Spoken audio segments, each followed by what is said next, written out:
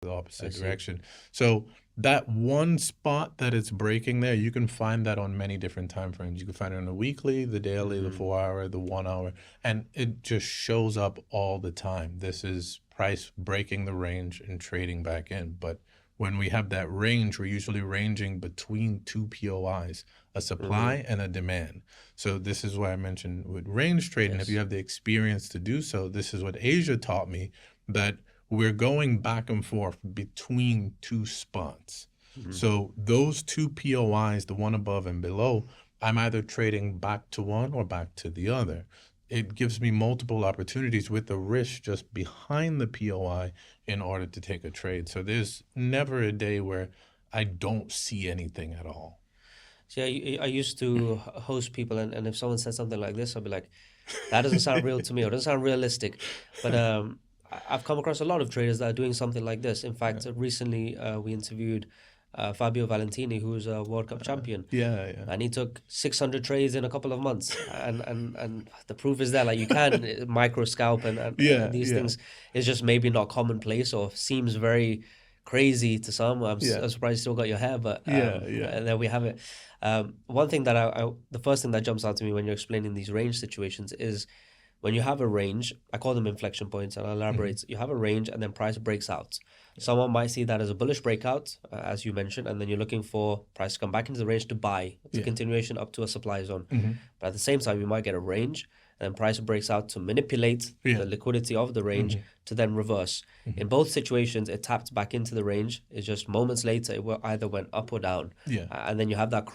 What helps you differentiate or invalidate buying when it should have been selling, and vice versa? It's the rounding that occurs. Now, most people might talk about, they might say something like a cup and handle, where it's Okay, round at the bottom or it's round at the top, inverse cup and handle, something I like see. that. Okay. But when price manipulates below, and it doesn't have to be manipulating the range below. This could be just sweeping something to the left and then trades up above the range, and now you're expected to tap back in and you're looking to buy it. It needs to be above an area that it had like a round sort of semicircle kind of right at the Okay. top of it. What are you sensing in that rounding as opposed to just a flat level of double top, triple top resistance level? So what I've found is that when we have that rounding and we see a little fractal or like a down move created just before the rounding, Hmm. price breaks up above the rounding and comes right back to that spot that sent it up. We call it the An S&DR. accumulation, I guess. Yeah. Yeah, yeah. So it breaks up above it, taps back in, and then it goes. But if it breaks that particular part there, it just means that you were on the wrong side, and likely you'll see price Okay. take the floor out. So that is how I differentiate between whether I'm going to be a part of the breakout of that range or if I'm going to be waiting for a trade to go the other way. If I can read between the lines of everything that we've shortly discussed now, I'm seeing catalyst as the word that comes to my mind. You're waiting for a range and then waiting for a catalyst to break out of the range. Mm-hmm. You're waiting for a break of structure, meaning a catalyst in a new direction. Mm-hmm. Time as well, you were mentioning at certain times there is a better catalyst. Would you also use liquidity or manipulation as also an imperative, as a precursor to a catalyst? So I think that price always needs a sweep for any trade you take. I always say that if there is no sweep, you are the sweep. And If you cannot see the it's liquidity, you are the yeah, liquidity. Yeah. yeah. We have so many different ways to say it, Yeah. right? If there's no, then likely the zone that you're trading from, the spot that you're trading from, price is slated to take that out and then Mm. go. So what I like to tell people to look out for is at least a low or a high above your POI. And when price Okay. sweeps that and manipulates into a certain level of the POI, that's when you should be expecting price to turn around and go the other way. Now, that Mm. sweep isn't the only criteria for you to just ape into the trade and Yes. go. There's a confirmation that you can find after the sweep, meaning price sweeps the low, trades up above the previous down candle's It's just high. cause and effect. Yeah, Yeah. yeah, that's it. And we take the Mm. trade, and it's more of a successful trade Yeah. than trying to be a part of. something without a sweep. Okay. I finally have a special offer to share with all of you from the US or my futures traders, which is over 20% of the listeners of the show. And that is Alpha Futures, a leading futures prop firm that is working with Trader8 and Ninja Trader that are compliant with CME regulations. With the largest end of day balance drawdown in the industry, a 90% profit split and same day payout. And with the most competitive pricing in the industry, with accounts starting at just $79. On top of that, just by being a viewer of the show, you get up to 40% off all evaluations. So why not get started with an evaluation right away, trading $50,000, $100,000, and you already know the power of prop firms and larger capital. So go ahead and use the link in the description or code TOT for the best prices in the industry, plus the best discounts in the industry to make this a home run offer if you are a futures trader. I'm in agreement, and I think the things you were mentioning earlier on as a breakup structure and so forth are symptoms of the sweep. You can get the sweep without a real fuel to move it. Yeah.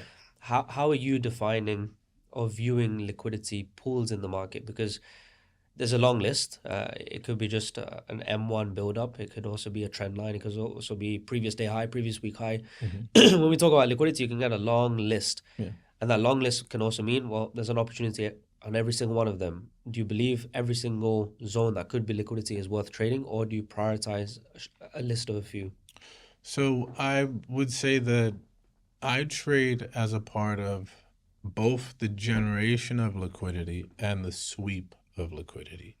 So if we're creating that little range below and we're placing some lows there, and then price sweeps through those lows and then moves back up again, I can trade a part of that generation, or I can trade the sweep and run back up above. Now it's looking to seek liquidity. Can I clarify? The generation is trading within the range, or generation is before we go and sweep low and reverse, you will sell it and then buy it after? Oh, no. I don't believe in the sell to buy to sell.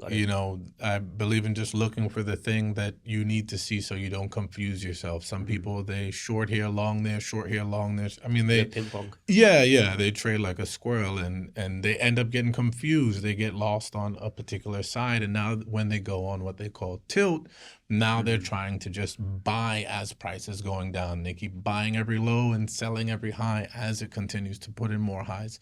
And I want to avoid that by just knowing exactly what I'm looking for and taking the trade within that. So by generation of liquidity, I mean that we're putting in lows, but we're not going below that, right? I understand that closure back up above. When we respect that low, we go back to the high. I see. But if we break those lows, what I tend to focus on is if there's a wick to the left, I call it a prominent wick. So you know how I mentioned the rounding that's at the top of the consolidation. When we get that rounding, it usually sends price lower to a prominent wick that's on the left side. This is a wick that stands out. You can zoom in and zoom out, and you still see that wick clearly. It runs that wick, and then you see an immediate push trading back into the range and now above that range. So that pool of liquidity that's there, that's what I want people to focus on the most. That is the highest in probability to be able to trade a continuation that with whatever trend price is already going in. When someone is trading on a lower time for an execution and you're fueled by a catalyst, a run of liquidity, and you have plenty of upside targets in a buy scenario, are you targeting resting pools of liquidity above, or is it just market structure based to the next POI? Because let's say you are in a daily time frame zone, then if you're bullish and you're a daily demand, but you entered on M1, you could buy all the way up to a new high on the daily, meaning you can turn a scalp entry style into a swing outcome and have an insane risk to reward. Is this an approach you believe in? I believe that an advanced trader could very well have that approach, but for the person who doesn't necessarily win trades a lot, or it's very difficult for them to find trades, trying to hold on to an entry that's going all the way to a daily high when they can't even secure profit consistently, that's something that I tend to teach against. So when it comes to targeting, I tell people to target, if there's a prominent wick to the left, let's say, you get into an M1 reversal, now price is trading higher, it takes out a high. Usually where the trend came from, the impulse that came down, where the trend came from, there's a wick there. If you target the beginning of the wick, that's there. A lot of the times you see price hit the beginning of the wick and then retrace. Mm-hmm. And that retracement can go all the way back to your entry, stop you at a break even, and then actually Yes, trade yes, to where yes. it's going. So you want to make sure that if you're a part of the initial reversal, can go all the way back to your entry, stop you at a break even, and then actually Yes, trade yes, to where yes. it's going. So you want to make sure that if you're a part of the initial reversal, partial somewhere, target something that's within reach, and should price end up coming back down to your entry, stopping you out, and it actually goes, now you have enough mental capital to be able to get back in and Yes. continue trading in that direction of wherever price is going. But some people tend to get into a trade, they're up a sizable profit, they give it all back, Yeah. and that usually causes a spiral for them. Do you scale out of positions or trail stops or No, fixed levels it's only? trail stops. I'm Okay. just one in, one out. If I put 5 contracts in, I'm taking 5 contracts out on the same trade. I don't do the partial, or I don't do they call it pyramiding. You Mm-hmm. know, some people might add a position here, add another one and draw down, add another one up here.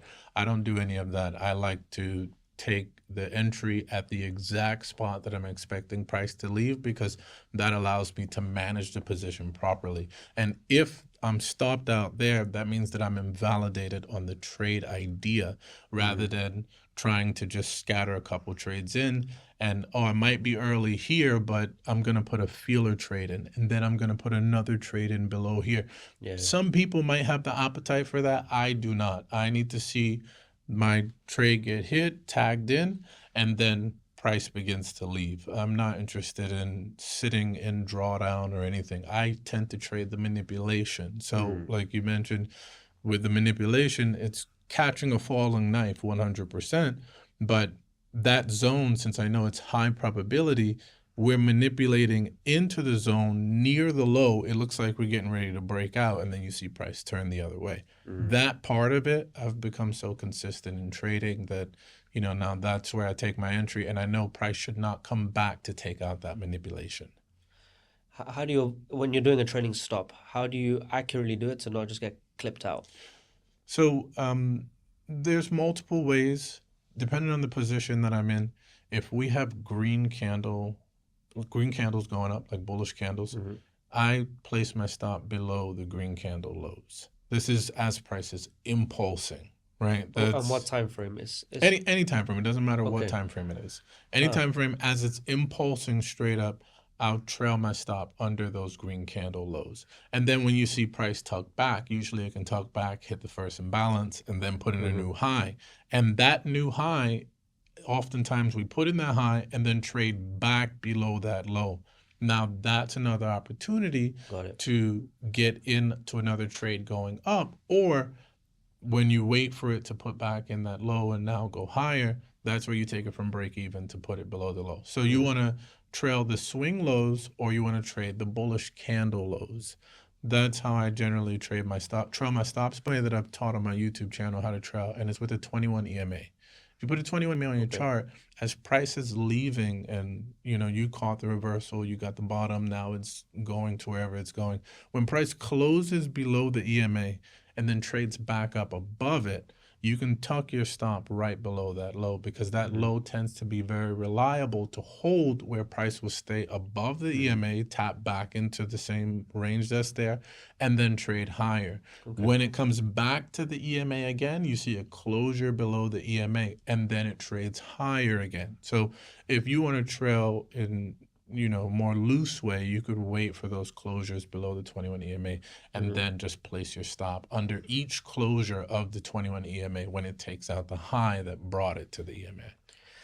I like it because I did consider trailing stops as well, but let's say you have a hard level that you're putting your TP on, and you stop doing that and you wait for a trailing stop. You might, and let's say you put it on a 50 fib, well, you're giving away 50% of the potential profit. Mm-hmm. So I always thought like trailing was okay, nice if it reversed on you because you didn't hit break even, you caught something. Mm-hmm. But if you just have a hard level, you would have caught something more. But in this case, I'm seeing you're trading not the full move, you're trading kind of a reaction. And the moment it starts to retrace on you, one candle is all you're kind of giving back.